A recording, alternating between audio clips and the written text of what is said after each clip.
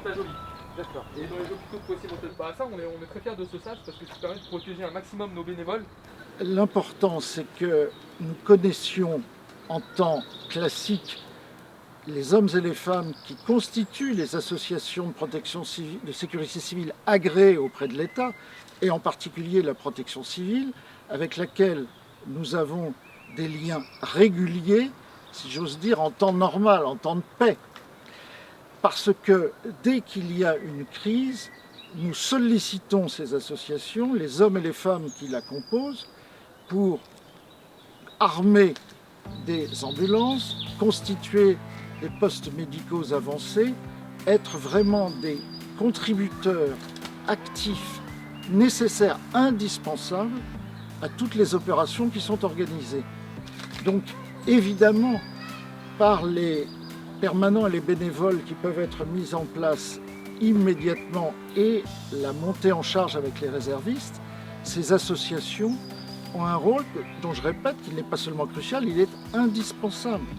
Car avec les services publics hospitaliers, publics, privés ou les services publics normaux, nous n'aurions pas suffisamment d'effectifs, de temps, de capacité d'accompagnement pour réagir à la montée en charge indispensable d'un drame comme celui que nous vivons avec les Covid. Donc oui,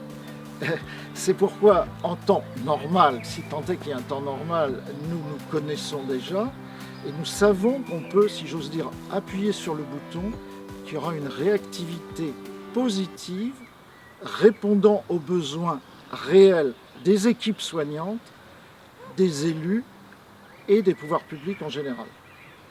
Alors, un mot qui sera nécessairement personnel.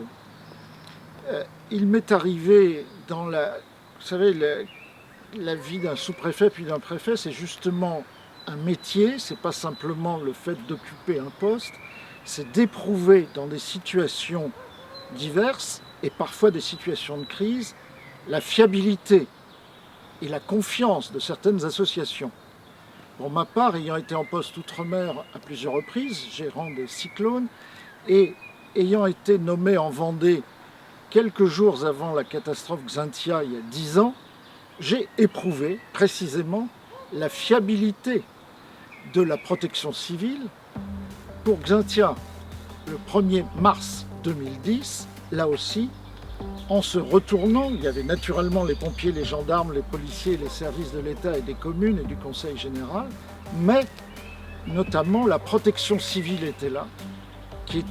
dont la présidente était une conseillère générale, morte depuis hélas, mais à l'époque, j'ai vu venir immédiatement ce dimanche-là des bénévoles de la protection civile qui étaient engagés dans la durée. Ça a commencé ce dimanche et ça a duré des semaines, en mobilisant non seulement de la bonne volonté, du temps,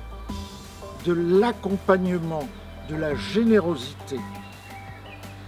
Et ça ne s'oublie pas, parce que quand on a 29 morts, 350 personnes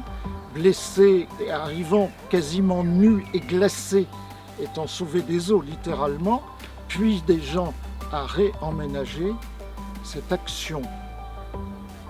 à partir de gestes appris préalablement dans la formation, qui soit technique de secourisme, psychologique pour l'accompagnement, et cette capacité de don, c'est irremplaçable. C'est pourquoi je voudrais exprimer à tous les bénévoles et les permanents de la protection civile ma profonde gratitude pour cette crise que nous vivons, et parce que je sais d'expérience à quel point ce qu'apportent les bénévoles de la protection civile dans ces moments-là est indispensable pour que se renoue le tissu social, que se reconstituent des familles et que se reconstruisent des personnes. Donc à tous, j'exprime ma profonde gratitude.